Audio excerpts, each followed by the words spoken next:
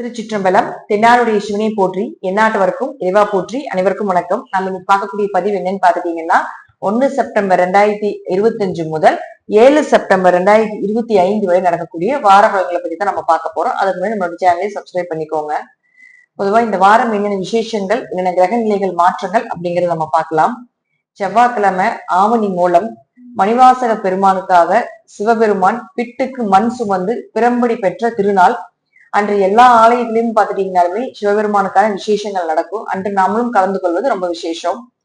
அடுத்தது வியாழக்கிழமை பார்த்துட்டீங்கன்னா குரு ஜெயந்தி. குரு ஜெயந்தி அப்படின்னு எடுத்துட்டீங்கன்னா, யாருக்கெல்லாம் குரு பகவான் நல்லா இல்ல, குரு திசை நல்லா இல்லையோ, குரு மறைந்திருக்காரோ, அதாவது கடகராசி கடக லக்னம், விருச்சிக ராசி விருச்சிக லக்னம், மகர ராசி மகர லக்னம், இவங்க எல்லாருக்குமே குரு ஜெயந்தி நாளன்று சென்று தட்சிணாமூர்த்திக்கோ அல்லது நவகிரகத்தில் இருக்கக்கூடிய குரு பகவானுக்கு வழிபாடு செய்வது ரொம்ப விசேஷம். வெள்ளிக்கிழமை திருவோணம். அதே போல திருவோணம் அப்படின்னாலே பாத்தீங்கன்னா அன்று ஓணம் பண்டிகை. அதே நாள்ல ஹயகிரீவருடைய ஜெயந்தி. அன்று படிப்புக்காக யாருக்கெல்லாம் படிப்பு சரியா வரல அப்படின்னு இருக்கக்கூடிய குழந்தைகள் எல்லாத்துக்குமே அன்று ஹயகிரீவருக்கு துளசி மாலை அணிவித்து ஏலக்காய் மாலை சாற்றி வழிபாடு செய்வது என்பது சிறப்பு. அதே போல அன்றைய நாட்கள் ஓணம் பண்டிகை கொண்டாடக்கூடிய அனைவருக்கும் எங்களுடைய வாழ்த்துக்கள்.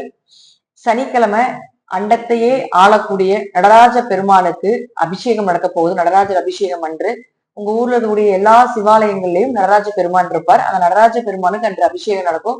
அதுல கலந்து கொள்வதன் மூலமாக நம்மளுடைய பாவங்கள் குறையும் அப்படிங்கிற அமைப்பும் உண்டு. ஞாயிற்றுக்கிழமை சந்திர கிரகணம் வருது.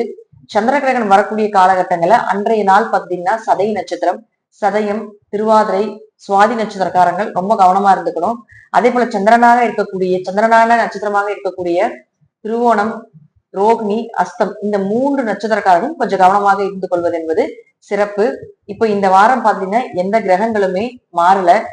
சுக்கிரன் கடகத்திலேயே தான் இருக்கார். கேது, சூரியன், புதன் இவங்க 3 பேருமே பாத்தீங்கன்னா சிம்ம வீட்டுல இருக்கார்.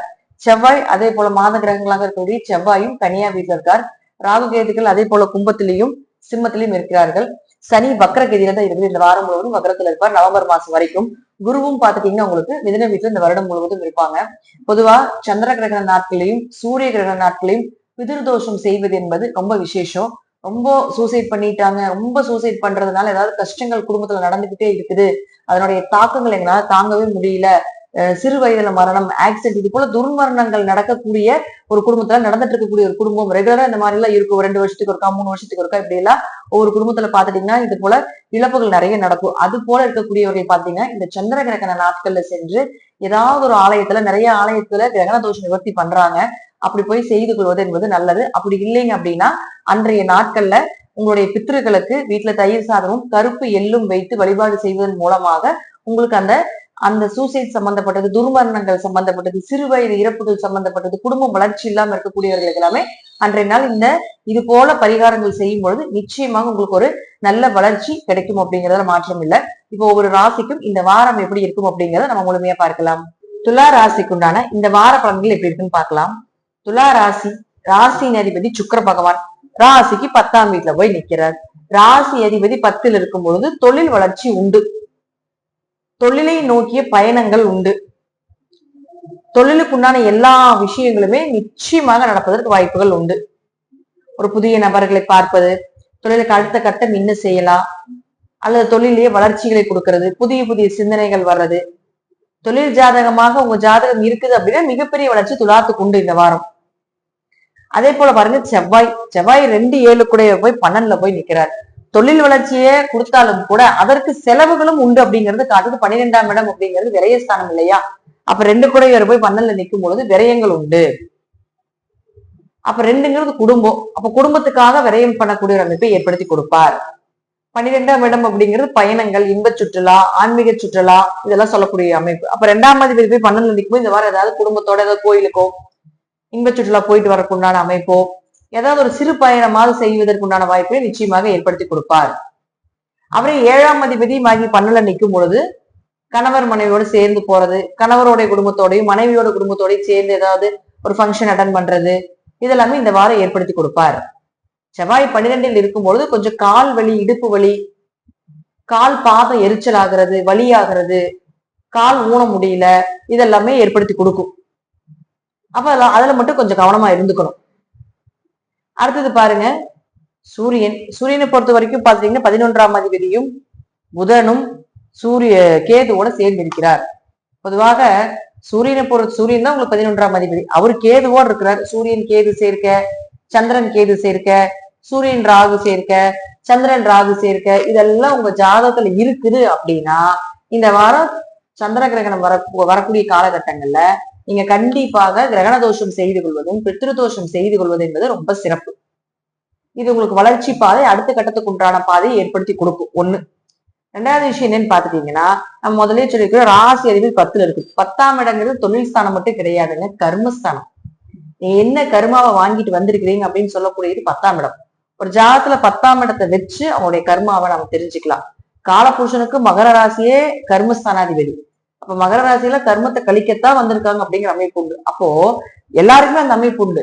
இப்போ உங்களுக்கு இந்த 10ஆம் இடத்துல ராசி அதிபதி வரக்கூடிய காலகட்டத்தில் கர்மாவை கழிப்பதற்கு ஒரு வாய்ப்பு கிடைக்குதுன்னு அர்த்தம். அப்போ உங்க ஜாதகத்துல ஏதாவது பிதிரு தோஷம் இது போல கிரகண தோஷங்கள் இருக்கு அப்படின்னா இந்த காலகட்டங்கள் அதை பயன்படுத்தி கொள்ளுங்கள். அது செய்யும் பொழுது உங்களுக்கு வெற்றிகள் உண்டு, பதவி உயர்வோ எது சார்ந்த தடைகள் இருக்குது அப்படின்னா தடை உழைச்சுட்டுவார். அப்ப கண்டிப்பாக அப்படி இல்லை அப்படின்னாலும் கூட அந்த நாள்ல போய் சிவன் வழிபாடாவது பண்ணிட்டு வருவது, பெருமாள் வழிபாடாவது பண்ணிட்டு வருவது ரொம்ப சிறப்பான அமைப்பாக இருக்கும். குரு 9ல இருக்காரு. குரு பார்க்க கோடி நன்மைகள், குரு பார்க்க சகல தோஷங்களும் நிவர்த்தி அப்படிங்கிற அமைப்பு எல்லாமே உண்டு. அப்ப ஏதாவது ஒரு வழியில உங்களுக்கு தோஷங்களை நிவர்த்தி செய்யக்கூடிய அமைப்பையும் நிச்சயமாக ஏற்படுத்தி கொடுப்பார். அதுல மாற்று கருத்துக்கள் கிடையாது. குரு பார்க்க கோடி நன்மைகள் உண்டு, சகல தோஷங்களும் நிவர்த்தி. அப்ப உங்க ராசியை பார்க்கிறார், நேரா பார்க்கிறார் 5ஆம் பார்வையாக. அப்போ சகல தோஷங்களும் நிவர்த்தி, அதுல எந்த மாற்று கருத்துக்களும் கிடையாது. பொதுவாக சுக்கிரன் அப்படின்னு சொல்லக்கூடிய நல்லா இருக்கிறதுனால எதை சார்ந்த ராசி அதிபதி கேந்திரத்தில் இருக்கார். கேந்திரம் அப்படிங்கிறது பாத்தீங்கன்னா பெருமாளுடைய ஸ்தானம். அப்ப பெருமாள் வழிபாடுகளும் இந்த வாரம் செய்யும் பொழுதும் உங்களுக்கு நன்மைகளை நிச்சயமாக ஏற்படுத்தி கொடுப்பார். சூரியன் கேது புதனோடு சேர்ந்து இருக்கும்போது விரைய செலவுகள் மட்டும் இருந்து கொண்டே இருக்கும் அப்படிங்கிறது அமைப்பு உண்டு. சனி வக்கரத்துல இருக்கிறார் அப்படின்னு பாத்துட்டீங்கன்னா குழந்தைகள்னால நிம்மதி உங்க ஜாதகத்துல. அதே போல பாருங்க 4ஆம் இடத்து அதிபதியே சனி ஆகிறார். அப்ப வீடு மனை ஒரு மாற்றங்களை கொடுப்பது இது எல்லாத்தையும் ஏற்படுத்தி கொடுப்பார். ஒரு மனசு நிம்மதி கொடுப்பார். ஜாதகத்துல சனி வக்கரமாக இருந்தார். சனி வக்கரமாக இல்ல உங்க ஜாதகத்துல அப்படின்னா கொஞ்சம் வீடு சார்ந்த பிரச்சனைகள், சொத்து சார்ந்த பிரச்சனைகள், மனம் சார்ந்த பிரச்சனைகள்ல கொஞ்சம் கவனமா இருங்க. ஒரு உறவினர்கிட்ட பேசுறப்போ, சொந்தவந்தத்துக்கிட்ட பேசுறப்போ, அம்மா அப்பா கிட்ட பேசுறப்போ, எதை பேசும்பொழுது கொஞ்சம் ஒரு முறைக்கு பல முறை யோசித்து செய்வது என்பது ஒரு சிறப்பு. துலாத்தை பொறுத்த வரைக்கும் தசாபுத்திகள் ரீதியாக இந்த வாரம் ஓரளவுக்கு நல்ல நன்மைகளை கொடுக்கக்கூடிய அமைப்பு இருக்கு. தசாபுத்திகள் ரீதியாகவும் ஜாதக ரீதியாகவும் கிரகங்கள் ரீதியாகவும் சிறு சிறு மாற்றங்கள் ஏற்படுறதுக்கும் வாய்ப்புகள் உண்டு. நன்றி. மீண்டும் நல்ல பதிவில் சந்திக்கலாம். திருச்சிற்றம்பலம், தில்லையம்பலம், நரசிம்ம சரணம்.